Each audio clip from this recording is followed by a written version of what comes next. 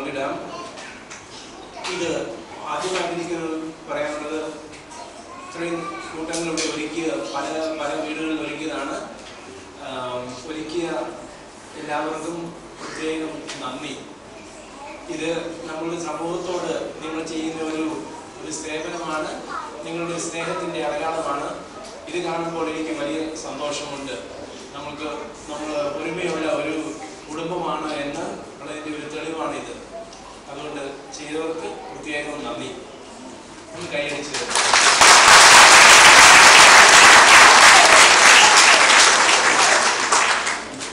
അപ്പം മുറിക്കൽ നമ്മളുടെ ഒക്കെ വീടുകളിൽ ഉള്ള പതിവാണ്. പുളിപ്പില്ലാത്ത അപ്പമാണ് ഇവിടെ കൊണ്ടുവന്നിരിക്കുന്നത്.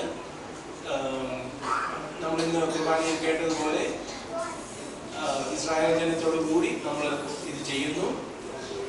ദൈവം നമ്മെ അനുഗ്രഹിക്കട്ടെ.